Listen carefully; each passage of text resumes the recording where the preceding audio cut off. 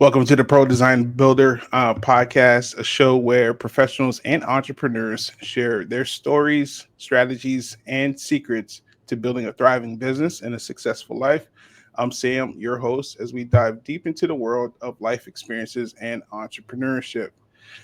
Before we get going, just like to thank our sponsor, the Pro Design Builder, which is a coaching and consulting firm for real estate investors that want to build new construction projects, spec homes, etc. The Pro Design Builder, it's not just about building a business, it's about building a life by design and building a vision. Also, I want to thank our sponsor, the Tampa Nest Collab, which is a real estate incubator for real estate investors. We have several different areas where we specialize in creative finance, short sales, and spec home building. So if you wanted to grow in a network in a community, you would do it at the Nest Collab. Um, as you know, foster care is a mission that's near and dear to my heart. I've had 5 kids through our home. I've adopted 2 kids. I'm currently fostering one, and the mission is never over in foster care. All right, so if you ever feel led to give, there'll be a link in the Patreon. Feel free to give there. You know, some of the initiatives that we support is buying beds for foster and adoptive kids.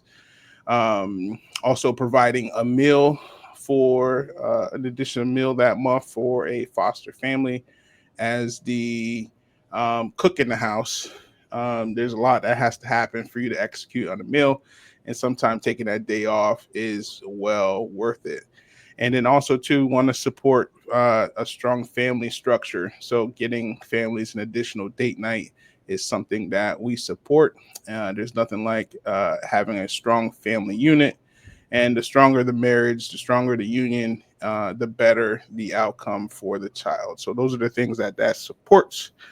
And without further ado, I just wanted to introduce my guest today, Rob Sims, which is a entrepreneur, father, foodie, retired NFL vet, played for the Ohio State Buckeyes, which just won the national championship, and also played for the Seahawks and the Detroit Lions. So, welcome to the show. Hey, thanks for having me, man. Glad to be on. Glad to be on. So, yeah, just if you don't mind, just share a little bit about yourself, for the people that don't know you. Yeah, name's Rob Sims. Like I said before, I had the honor of playing at Ohio State. That just won a national championship. I actually won the national championship back in 2002 with my team. I was a true freshman that actually got to start in that game. So one of the crowning achievements in my life to be able to be on the field and actually win it at such a young age. I think I was 19 years old. And then, to follow that up with, a solid college career, became captain in 2005 and drafted in 2006 the Seattle Seahawks, traded to Detroit 2010, and thought I'd be in Detroit for 6 months, and I've been here for 14 years. And I've been able to, now my wife, Natalie, bring her into Michigan all the way from Miami. So I was able to convert a Miami girl into a Midwest girl. And we've raised our 3 beautiful children, Michaela, Robert, and Zanai, all here in Michigan. So Michigan, especially Detroit, has been good to us. And we've been able to have a professional career here, but go into and do some entrepreneurial type things. And it's been a great ride. It's been a great ride. And now going into my 40s, just continuing to work on our continue to build our legacy, man. That's what we're all about. Yeah, no, for sure, for sure. There's so I'll tell you how I met Rob. We were paired up on this. We were in Cabo, and we were paired up on this golf trip, and so we got paired up together, and then we just connected on so many different things. He's super foodie, loves to cook. I'm the primary cook there. Big family guy, big family guy, entrepreneur. So many things was very relatable. And then when I met his wife, and then I met his family, what stood out to me was, um they called the kids. Kids came down. Everybody kind of lined up. Everybody introduced themselves. Their son, he grabbed my bags, and I'm just like, he is cut from a different cloth, right? I Yeah. just love the family structure, the family element that I saw from you. So definitely felt very, very great, very strong about this relationship that I made with you. Yeah, no, it was great, man. It's great. Your beautiful family too, man. To see you guys grow, it's been awesome, man. It's been awesome Yeah, to see. yeah, for sure. So one of the things that we like to do is we like to start at the beginning, and ask you, what were you like as a kid, and were there early signs of your path? Definitely, man. I look back on that, and everybody doesn't know, but my father was a Cleveland Brown, played for the Browns back in the late '70s. My mother was a college professor. My father, after he was done playing, he was actually in law enforcement, worked for the Metro Park system in Cleveland. If you know Cleveland, you know the Cleveland Metro Parks is big park chain there, and yeah, I always had this figure that I was following, which being my dad and what he had done in his past in football and athletics. But I just, I had that mom that was on me about my grades and was on I remember her telling me I'm trying to build a man. I remember her saying like, taking me when I wasn't even young enough to the working age to a grocery store, like trying to convince the man that I was big enough to work. And you know, and I think before I made the NFL, I had 11 jobs, man, because she was just that push that I always had, and yeah, that just it always propelled me. And wherever I went, I was able to get on the field, early and often, and play to a certain level. And um, you know, really, really not being around football because my dad kind of had closed that chapter, but just being around what was possible, right, and meeting friends that were his, and realizing these are just humans, right, and not people that needed to be feared or something you couldn't accomplish. And I had a great support system growing up. So kudos to them for putting me in place, man. It's on them and my God for putting me in place. And I've just kind of been being the vessel, man. Yeah, yeah, yeah. Amen, amen to that, in so many regards, and obviously having a strong family structure has kind of helped you, grow into the man that you are today, right? So, and the thing I wrote down is, she says she's trying to build a man, right? That was something that was very important, and it sticks out. Just the way I see you, actively, serving your family, each and every day, making sure that they're nice and fed, right? Babies That's got to eat. They got to yeah, eat. baby's gotta baby's gotta eat. His Yeah, guests eat good over there. So for sure. yeah, for sure, for sure, for sure. Yeah. So um what would you say who would you say was your biggest influence growing up?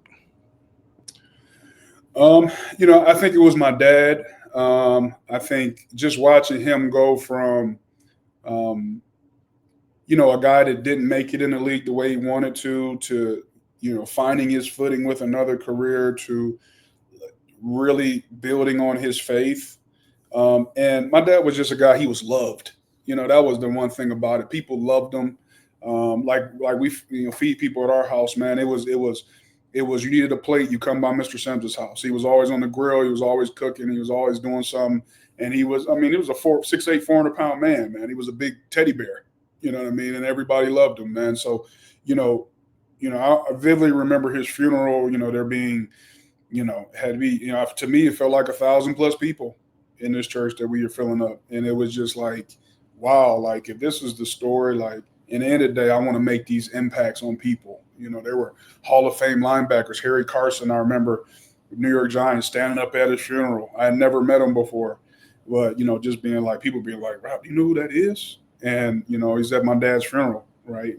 Showing representation. So I think him, man, he was larger than life, like for real, because he was huge, and he was larger than life as in the way he affected people, and that's always what I've wanted to do, is just Yep. affect people. You know.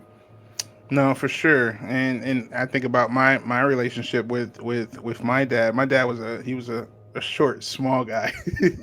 Right? But he was literally everywhere, in regards of just serving, not just his family, his community. And obviously, you know my story that, we come from Haiti and stuff like that, but he'll be serving people back there, right? I just remember one time I had said to my dad, I think someone made a request for some money or something like that, and my dad, he didn't even have it, but he went and made a way and sent it. I was just like, and I said something to him like, why are you doing that? And he goes, well, if I don't do it, it ain't gonna happen, or Mhm. they might die or something like that, right? And I was kind of like, is it that serious over there? He's like, yeah, it's that serious. But it's these small things, these small gestures of serving that we peel back later on, that we kind of equip ourselves with inside of our families, which is would you say that it's do you see that all around you, or would you say that's something that you really don't see that much? You mean as far as Men serving their families the way that you do. yeah, I mean, I think to me it's rare. It's getting more rare. I think now the people in my circle or the people that I know or gravitate to, like yourself, I see those folks making efforts to be the best leader they can be for that house. And but I see a lot of others, man. I see a lot of others that are just lost on that and don't really see the value in that, right? And don't see like when literally you're the last person to eat, you know what I mean? And being not okay with that, but being happy about that that's not for everybody. And that's something that you have to grow into, just as selfish people, right? You don't start out like that. You may have those qualities, but that's something you got to develop. And I don't see that many guys doing it. There are a handful of good men out here that are trying to do the right thing and have been taught the right way, like I believe you have and I have. And are not only just doing that, but trying to improve on that. And it's I wish more guys would see it because it's a blessing. No, no, for sure, for sure, for sure. I would say it's kind of split. All of the men that I know, um, definitely the men in the Bible study, for sure, for sure, for sure, for sure, have Mm, this serving mentality, and and especially if you don't, you get it from me. As far as for sure. you better be serving, you better be serving, because this is what it looks like, right? So I do see that a good part, and I do see, if you came from a home that your father wasn't present, I see these guys too, really stepping in because of that relationship that was in lack. But I definitely think there's definitely an opportunity for guys to grow in this particular area. So For sure. was yeah was there a defining moment for you, as a child, that you feel like shaped you? Or Man, I felt like it was weird. I felt like my childhood in the league and stuff was all like in fast forward mode, right? Where I don't remember like a moment in my childhood. I definitely remember getting to, um, I remember being drafted, or I thought I was going to go the first day of the draft, right? I thought I'd be a second rounder, maybe a third rounder at best, and so we had a big party at my mom's house and my dad's house, and uh, I had my family there, and I didn't get picked, and I remember just being like so devastated that that didn't happen, right? And I remember my dad. It's one of the last things he ever said to me. He was like, "Rob, God's got a plan. Don't worry about this. It's going to work out in your favor." He was like, dry your eyes and, hey, we're going to go to church in the morning. And lo and behold, I got in church and got the call. Right. So I feel like that was one of those defining moments where I didn't see anything in front of me. That devastation had happened. And and at the time I thought it was the worst thing in the world. And then being able to just go through that and losing my father literally a month after that, right? That was a defining moment in my life where he wasn't going to get to watch me play and see my career, and he was one of those. One of the last things he said to me was, "So it was something that I've just held on to for so long because of that. Right. So I would say that's my biggest defining moment. Everything in my youth, man, I don't, I feel like I was going so fast, man. I looked up, it's like, the game chose me. You know what I Yeah, mean? yeah, yeah. Exactly. They just kind of just fell into place. Yeah, fell into place for you. So, and so you lost your dad like 1 month after getting drafted, but describe that relationship, with your father, if you don't mind. I mean, he was everything, man. He was, he's sensei. That's the teacher, right? Taught me how to do everything, right?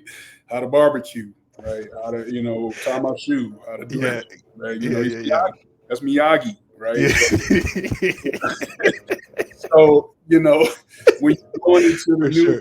when you're going into a new, you're just going into a new chapter of your life, Yeah, and you got somebody who has been there and who is going to give you a leg up with his experience there, right? And because he had been that for you all the way through.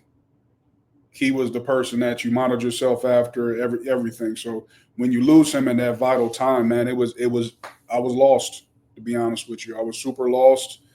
On top of that, I was moving to Seattle. My mom and sister at the time were in Cleveland, so I felt like we were worlds away from each other, and just kind of all trying to pick up the pieces together while trying to perform, and do something you waited your whole life to do. So that relationship was a great relationship with him. It turned into friends there towards the end. Was glad I was able to show him those Ohio State years because he really got to see me blossom. And I mean, he had a lot of joy in those last 4 years, and I'm glad I got to give it to him. yeah. That's amazing. I just remember my relationship with my dad. My dad was a guy of not a lot of words, but a lot of service.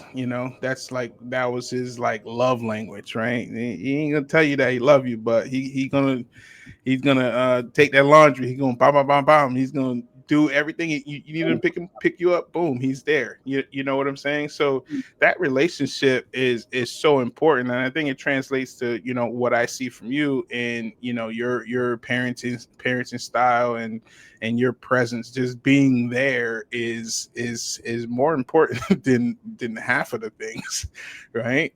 Hmm. So thank you for for sharing that. So all right, so you get drafted, right, and you go to the Seahawks, right? Yep. And what does your first year in the league look like for you? Super chaotic. Like I said, trying to pick up the pieces of my father's passing, right? So that, he passed away in June. So now we're here in late July, August. Really didn't have much time to grieve right into the season. Was not picking up the playbook very well. Was replacing Steve Hutchinson, who was a Hall of Famer. So here I'm coming, getting an opportunity as a young guy to play because the starter in front of me, Floyd Womack, was a little banged up, injured. I'm getting to play, playing next to one of the greatest tackles ever, Walter Jones, and I'm replacing one of the best guards to ever play after they had a Super Bowl run, right?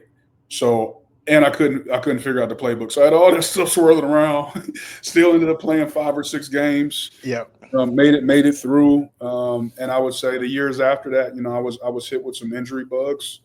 Hit the ground running my fourth year, and Pete Carroll got the job, and they shipped me off to Detroit. Mm-hmm. So that's kind of how that went. Yeah, yeah, yeah. Okay. What would you say? What were some lessons that you learned? Because through every challenge, there's lessons that you pick up. What would you say were the lessons that you picked up from that first experience?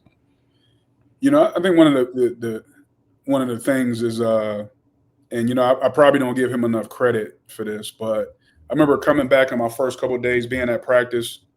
I remember Mike Holmgren walking up to me and like hitting me on my shoulder pad, being like, "Oh, Rob, hey man, welcome back. Hope you have a good camp." You know, Nothing about my dad. Nothing. It wasn't no feel sorry for me. It wasn't no, hey Yep. man, give you a hug. I wasn't in that arena. You know Yep. what I mean? Yep. Yep. I Yep. wasn't a kid. I wasn't a kid no more. It was time to be a pro. Yep. And he rode me hard. Did not like when rookies played, Yep. and I had to play. And like I said, I was still struggling with the playbook. You know what I mean? I wasn't focused. You know what I mean? I was out every night just trying to understand what was next, right? Yep. Yep. Yep. And but he rode me hard. And at the end of the year, I remember coming in his office and he was like, "Rob, what was I supposed to do?" Mm-hmm. You know Yeah. what I mean? He turned me into a pro. I understood this is a man's game, and nobody's going to be here to coddle me, no matter what I Mm-hmm. have going on. And Yeah.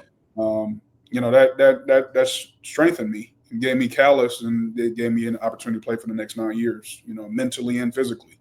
Yeah. Okay, that's great, man. That's great. Lessons learned. There's always something to pick up through a challenging time, and one of the things that I talk about too is this mental health aspect of it's in adults, but it's actually for me, because I deal with kids in the foster care system, and that mental health aspect carries later into traumas and behaviors and stuff like that. So I focus a lot on understanding what is the original why these certain things happen, and then also once you have that, dialing it up, the recipe, which is always a lot of love, right? Hello. but also hard work, So I feel like I just wanted to just throw that out there. So, all right, so they ship you off to the Detroit Lions, right? So this is like a new start, or new fresh start for you. What does that look like for you? I thought this is where players come to die.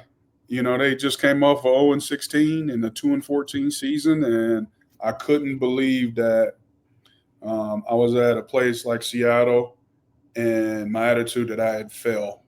Ended up in a place where this was I was going to get a couple years here, and that kind of be it, or I was going to be here for 6 months and try to get to another team.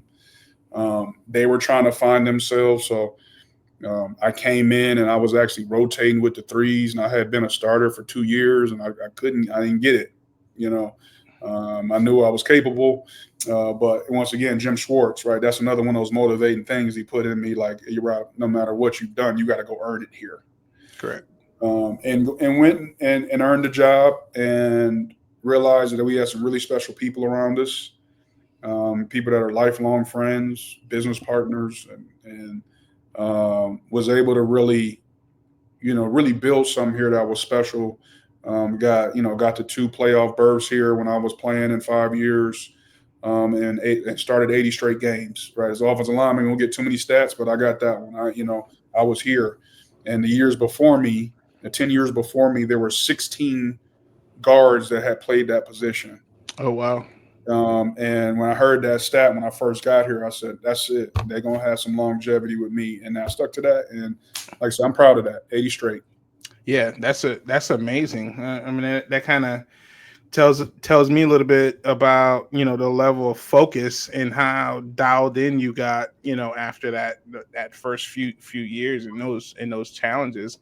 And this kind of brings me to a thought about the focus that's needed and required for entrepreneurship. I feel like this was your the start, and your consistency and the hard work that has now kind of propelled you into the business world. Do you feel like there was a before I jump there, do you feel like there is a translation from the work that you had to do once you got to Detroit to, and then now, like, what you're doing in the business world?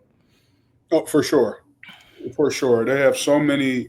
There's so many similarities to what we're bringing, and as we're getting better, I see more and more every day, right? And I would say this a lot of times in business, and especially our business, right? We expect that team member that comes on the team to be ready to go, right? Just like we expect a team member in football. You're getting that person in, they should be ready to go. The truth of the matter is, in both of those situations, what both of those people need is coaching, and they need to they need to be whatever they're trying to do. They need to have reps at it. There were so many times early in the business where we put plans together and just put it out to the team, and wonder why it didn't come back the way we put it on paper. But that's because we used to get the playbook in the beginning of the week. We would have to go out and rep it to get the playbook right. You know what I Yep. mean? We Hmm. started to bring that into the business where I'm like, no, we got to meet a little bit more. No, we Yep. got to have a little bit more focus here. Nope, I want you in here every single week going over this until we get it right. Hmm. Right. That's what has propelled our business and put us in place to continue to win. And that's something I learned from the league. Yep. Yep. You Yep. know, Yep. I think just to use football as an analogy, I think when you are on the offensive side of the ball, it's a very different game than when you're on the defense, right? It's literally coordination, harmony, execution, small details, and reps, right? So that's kind of how I equate, playing on the offensive side, and it's just and it's nuanced, right? And in the details where, hey, I want to isolate this one guy, right? And I want him to make the tackle, right? And then all 11 need to kind of execute to kind of make that happen. And you need to rep it, and then this particular flow will happen on the play. And if you haven't played on the offensive side of the ball, this probably won't make as much sense to you, but it makes so much sense in business, right? When you're looking at, like you said, you put it down on paper and you send it out to the team, and then it's like, why is this execution not happening, right? But Mhm. you realize we need the reps for it to look this way, and then once you get the reps and the consistency, and then the execution will follow. So there's a big correlation between execution in football and things that happen in business. So For sure. all right. So you're there for 9 years. You played 80 straight games. All right. There's this challenge that happens, once the game is over, right? Because everything leading up to it led up to this dream, this vision, and football. What was that transition like for you when you were done with the game? Man, I tell you, and I tell people all the time, I feel like I'm still transitioning. Yep. Right? I'm 10 years out the league, and I Mm-hmm. feel like the transition is not finished. I think, Yep. that is such a big goal, and Yep. you Yep. Yep. put everything into being your true self, being that. Yep. But when it's over, then it's about, oh my goodness, I got to rebuild myself. And most people think they can just go like this into this new rebuild. Mm-hmm. Saying I'm on the same level, but Yeah. truthfully, you got to go start at the bottom again. You do. You do. Go Mm-hmm. go and go earn it, right, and get it back Correct. up to that level. So Yeah. that's the one thing I see that guys um, they mess they lose focus on Mm-hmm. is they think they can just hop out here and be here. I can go right Correct. here, CEO over here, and know what I'm Correct. doing. Correct. Correct. Correct. Correct. Yeah. That's our Yeah. So I think and all that to say, and while my transition, I feel like I'm still doing it. Mm-hmm. This is like anything else. I got to go put my 10,000 hours in here too. Correct. To be Correct. Correct. successful. Correct. Correct. If this is going to be my craft, crafts take a long time to develop. Correct. And just like they did in the league, right? I didn't do that over those 80 straight games. I did it over those 20 years 20 years before you got to the 80. Yeah. before Exactly. I got to the 80 where I was a real professional. So I think that's where that's where the transition was difficult. I started off doing small things, right? Not small, but I was buying real estate around our facility and renting into my teammates Yep. under LLC they didn't know about, right? Mm-hmm. And it was funny to hear them complaining about the heat or something like that. I'm in the gotta He's get like, that. they complaining about me. Yeah. Yeah, Exactly. you know. Yeah. Exactly. Man, Exactly. rookies and stuff. So we had a good time with that. I had a great time with that. But that transition into being part of the Remax brand here in southeastern Michigan, that turned into a title company, turned into a mortgage play that we then sold most of that package. And then Detroit real estate was hot, so I started to invest in Detroit real estate. Brought in some of my teammates on those investments, and you know, then really understood like, oh, players can function in entrepreneurship similar to how they function in football, right? It's the same thing. Is wins, is losses, is reps to get better, right? That's what it is, right? It's real conversation and it's transparency, right? And that's what we've been able to do, and that's what me and Calvin have been able to do as of late. No, for sure. Everything you described sounds like the exact process of a entrepreneur, right? Did you know you wanted to get into business right away? Obviously, you had some real estate plays very early on, right? But did you know that you wanted to be an entrepreneur? Yeah, and you asked me earlier about like who my hero, Yep. was growing up. Hmm. I would say, one B or one A or one B, however you look at it, would be my uncle Harvey Clay. He actually played ball at Wisconsin, and he actually owned car dealerships. So I would grow up. He was always the guy in the family with the cash, right? Because he had the car dealership. So I would always be around him, trying to shadow him in college, trying to understand. And I wanted to set my life up like he had his set up at the time. Hmm. And so I always wanted to be an entrepreneur. I thought he was a Ford dealer. I thought when I came to Detroit Lions, I was like, oh my goodness, my dreams, my prayers are answered, right? I'm working for the Fords. You know what I mean? They'll give me a dealership. Um, but as you go a little farther, you realize when they play you the block, they want you Yeah. Yeah. Exactly. Yeah. Yeah. Yeah. to block. And but that was always a dream, and I would be an entrepreneur. And like you said, real estate caught my eye when I was here, and I haven't really looked back.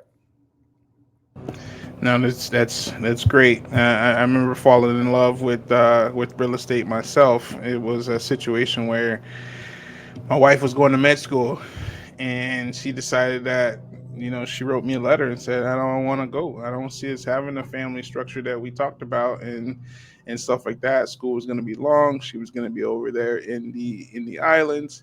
We need to look at something, and she was like, let's look into real estate. And then that's kind of how I went to my first seminar. And then after that, it allowed us to start wholesaling, which helped me pay for my wedding. Then after that, allowed me to start flipping properties and stuff like that. And that was definitely something that has always kind of been in my blood. But kind of how you describe is you have to start at a certain level and then work your way back up. And it's been a lot of reps in understanding everything that goes into putting a organization together, and you've had to do that now for a new brand that a new company that you guys are running, you and Calvin Johnson. But tell me a little bit about that journey. There's some nuggets I had picked up from you in sharing that story when I was out to Michigan. But tell me a little bit about that. Yeah, like I said, we were doing real estate and had a couple of great opportunities in real estate, and cannabis real estate really came and got hot. And we were looking for properties. We actually found a group that had 10 licenses, city approvals, and we made a deal with them really on the real estate. But we also had some creative control on just the business in general, right? This was new for everybody. And as we kept pulling back the onion, we realized like, wait a minute, this is manufacturing. Let's look into that. Let's look into this retail. Let's look into all these things really to build a vertically integrated business. That was the goal in the beginning, and that's what we've been able to do over the past 8 years. Right, so we've been through storm after storm after storm. Imagine a startup business in a startup industry, and you're a startup entrepreneur, right? So all these things we've had to learn over the past 8 years. But I tell you, and what I was saying earlier about players, right? We have been so resilient and have overcome so much stuff that the new challenges that come up are just that, they're just a challenge, right? And they're not the end of the road. They're not any of that. It is just something for us to adjust and figure out, okay, what's this next piece? And I think that's when you really get when you really get yourself around you, when you understand that like the fires is going to come, you just know how to fight them better, right? It's never this moment where the fires stop. Yep, yep, yep. You know what I I mean?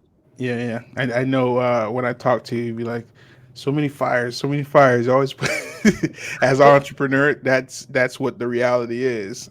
But you're working through them. You're working through them, right? One Hmm. of the nuggets that I got from you as I push into my consulting business. I remember talking to you, and you were like, "Yeah, we." And this reminds me of the book "Who Not How." I hadn't read it yet, but you would say, "Hey, listen, what we like to do is we like to get a couple consultants in the room, and I ask enough questions." And I get them talking, and then I figure out my lane to go. Right? Can you kind of walk me through some of that and pushing into a new industry that you haven't been in? Yeah, I mean the one myth about the cannabis industry is that there was a lot of experience.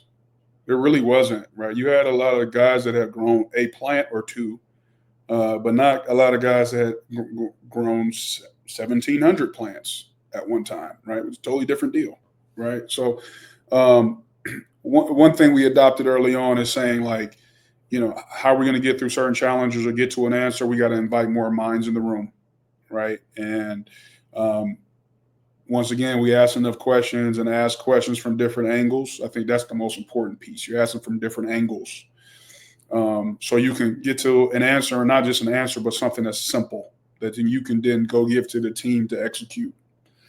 And we've done that, and it served us well. We always the best growers. No, we wasn't, but we kept inviting people in, asking questions, putting our tweaks on it, and saying, okay, maybe we can't do it the way they said it, but this is our answer for that. And like I said, we've done it. We've done it over 8 years, where not only all of our product that we grow is spoken for and sold, but we have to go out to other farms to actually source from them, so we can hit our demand, because we've continued going back to the drawing board. It's that I think it's John C. Maxwell. If it ain't broke, break it. That book. That's what this cannabis is, man. This has been one big R&D project, an expensive one, but one that, at the end of the day, we put the processes in place to be successful. No, most definitely. It's been impressive to kind of just see, um not just the business grow, but the thought process behind, growing, in an industry that, is pretty hazy, pretty cloudy, and figuring it out. So, I mean, how many people you guys currently employ now? We're at 60. You're at 60, and that's a nice size company, pretty big company, We're a you little know. bit small, just a Yeah, tad. little but small. Little but small. All Yeah. right. So it takes time to work up to that. All right. Well, what would you say were, um in growing your business? What would you say was your three biggest lessons learned in that in this particular endeavor? I would say the first one is there are no experts. There are no experts. Many a time, you get down the road with somebody and realize that they didn't really know what they were saying, right? They just said they knew what they were saying, and you've got to deal with the cash you put out because of what they said, right? So, I think that's number one. I think number two is not to panic. I think you have a lot of people in this business that, the market is not doing exactly what everybody thought it was. So there was a lot of panic, and there was a lot of rush to do certain things that really put you in a worse situation that it would have been if you just kind of rode the storm out a little bit. And I would say three is invest in the culture. Most importantly, invest in your people, invest in your culture.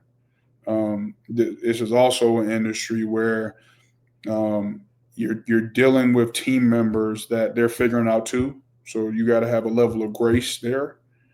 And if you start doing things like, oh, you're just not good enough, you got to go, all you're going to do is get one other person that's going to come in and do the same thing. But now you've lost something there. You've lost the training you put in the other person and the goodwill you put towards the other person. And so we've really hung on to people. We've really promoted within. People that start off making $13 an hour are now running the whole thing, and we're proud of that. That we were able to like birth that out of what we brought initially. So, I would say those are the three things. Those are the big three things for me. That's great. I mean, those are some, great nuggets. Obviously, Another area that we connected is, connecting on our faith, and I know that plays a big role in your leadership style, when, especially when you just describe your teammates and culture and stuff like that. So, how would you say your faith helps you be, the best leader possible for your organization? Well, I mean, I think that's the big thing, right? Is that the other thing in this business that nobody has is a crystal ball, right? There's no data suggesting that things would operate a certain way. There's no real other than the data that you have done over time. But there's no historic data when you're like, oh, this is the way this will happen. Right? It's not real estate, for example. Real estate, okay, market goes down, we know eventually it'll come back up. Right. So with this, we have to continue to step out on faith, and have to have faith that the things that we are doing are pushing us in the right direction, and faith that if there is a mistake, that or a challenge or opportunity that comes up, that we would be able to get through it. And my faith, I mean, on my board here, I got trust Jesus in big words, right? Everything under that is like my tasks I need to do, because I just need to have that trust. I'm asking people to trust me, and I need to be able to lean on somebody, and that's who I lean on. That's amazing.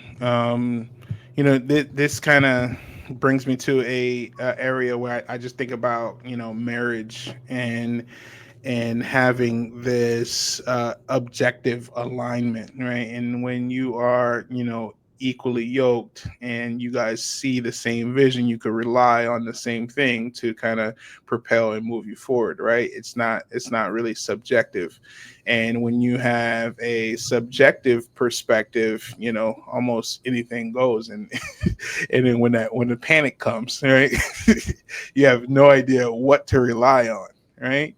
Mm, So it's a good example of when panic does happen, or fire happen or something like that, that you need to kind of redirect.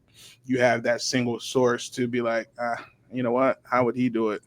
Oh, I saw that. Let's move this way. Let's pray on it, and let's move this way, based on, based on the scripture. So, and I know that trickles into, how you function and operate as, as a husband, as a father, and um as well. So, yeah, for sure. so, all right. So the kids are getting big now. The kids are starting to get more and more active. I see your son now, playing basketball now. What other activities you guys got going on at the house with the kids and stuff? So the oldest, Michaela, she's this her second year doing AAU volleyball. So um, those tournaments, one, every month, is a tournament away. We're going to Louisville this year, Orlando this year. Went to Grand Rapids. I mean, just it's something I was not expecting, right? Because you know what I mean. Michaela's AAU is another $25,000-$30,000 a year. Yeah, That's just for volleyball, kids volleyball. yeah, exactly. Just between travel and food and all. I mean, Yeah, it's yeah, yeah, for sure, for nuts. sure, for sure. It's Yeah. nuts. But I tell you, it's so crazy to see. And I remember my dad when I was younger, he was saying, "Hey, if I got to charge the credit card to come see you play, that's what I'm gonna do. I'll figure Hmm. it out, man." Yeah. Not that we're at that point, but just to the No. point where like every dollar is worth it. Yep, You yep, yep, for sure. See her out there and see like the young budding Michaela. And Hmm. our son Robert, he's playing on two basketball teams. I laugh because he's just like me, another chubby kid that wants to be got hoop dreams. Yeah. You like, bro, I'm like, bro, your hand gonna be in the dirt like I your dad. know. Whatever. Just let me know when you're ready to But put the hand in the dirt, right? Yeah, go exactly. I got ahead, you. I got you. I got knock you. yourself out. Yeah. So I got to plan on two teams. So Yeah, what I mean. exactly. Uh, As long as he's active, as long as his feet are working, yeah, that's be what matters, right? fine. So we haven't found football yet, and like I Hmm. said, it chooses you at some point. It does. Yeah, it does choose No. you.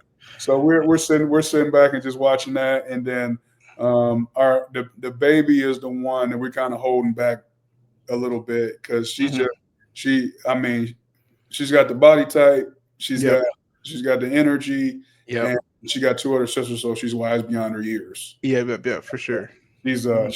She's going to be a lot of fun. So, but Mhm. we can't handle volleyball, In basketball. basketball and We gotta so, get somebody on their own. You know what I yeah, mean? yeah, yeah. No, I agree.